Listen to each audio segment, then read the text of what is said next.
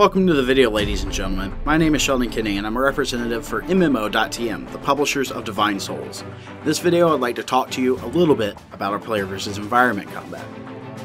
So PVE and Divine Souls. Divine Souls combat system is much different than most MMORPGs out there on the market.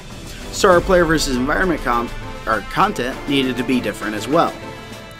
So in Divine Souls, each zone or dungeon consist of multiple difficulty levels and scale with the number of members in your party up to a maximum of 4.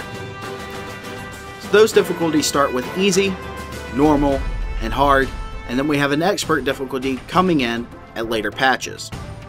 And I assure you, as a GM of Divine Souls, the PvE content can be very challenging at times, particularly on your own.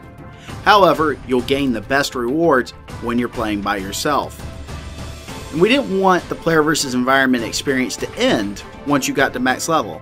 And because we don't follow the holy trinity of tank, healer, and DPS, we had to think of some new concepts for in-game content.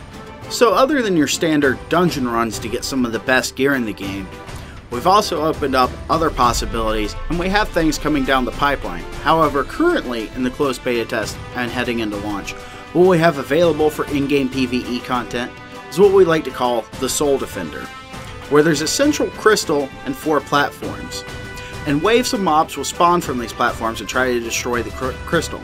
And it's up to you, or your teammates, whoever you brought into the instance with you, to protect the crystal and destroy these waves. Currently, there's only 7 waves, and we're looking at expanding this upwards, and we're also looking to add in more difficulties, hence normal, easy, and hard.